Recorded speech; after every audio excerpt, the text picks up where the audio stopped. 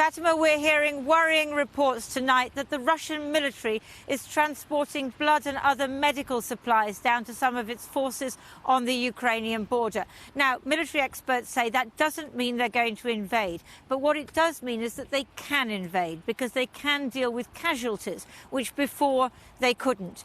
So that's on the one hand. On the other hand, President Putin had a phone call with President Macron of France today.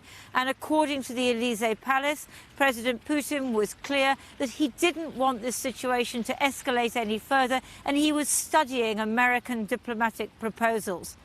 The British are taking this situation extremely seriously, and we're given to understand that the Prime Minister may come to this region possibly as soon as next week.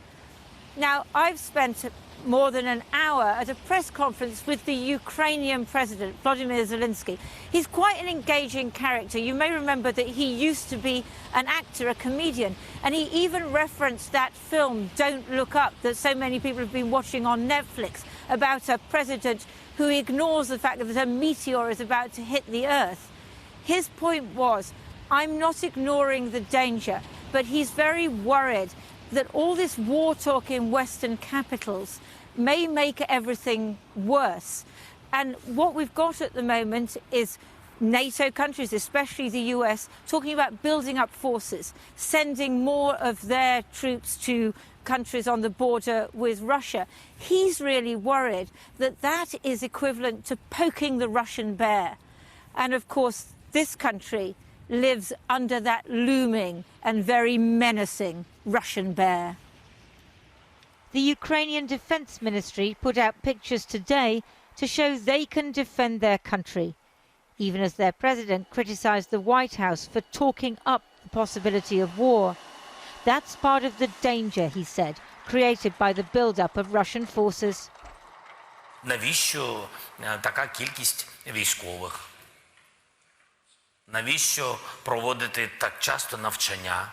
Яке навчання? Вони ж все вміють, вони ж кажуть, що у них потужна армія. Навіщо зараз навчання саме тут? Чому на цій території?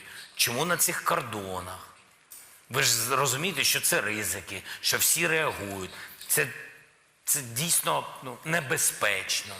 Ukrainian soldiers have been skirmishing with the Russians from trenches in eastern Ukraine for 8 years.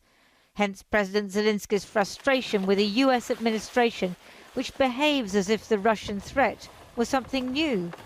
Don't think I'm ignoring the problem, like the president in the film Don't Look Up, he said. Ми дивимось вверх, ми точно розуміємо, що відбувається, і ми про це говоримо з нашими людьми. Але ми в цій ситуації 8 років, як я вам і сказав. Тому ми повинні дивитись не тільки вверх, ми дивимось під ноги.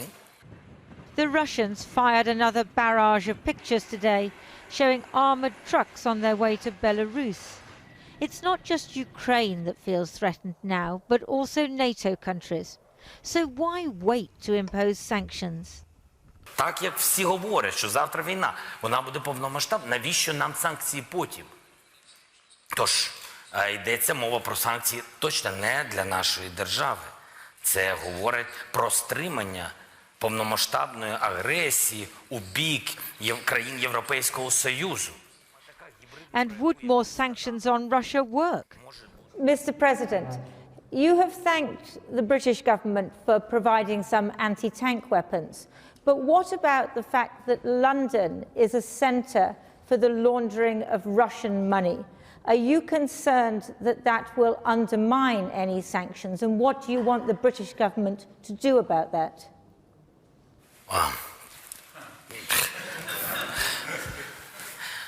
Дуже складне запитання. It's a complicated question, he said, unwilling to point the finger at London when he needs British support. Today, Ukrainian soldiers in Kyiv were remembering those of their number killed in the war in the east. The Ukrainian government is treading a delicate line. If Western countries appear to be gearing up for war, it fears that may aggravate Russia. But without European and American support, Ukraine is vulnerable and alone.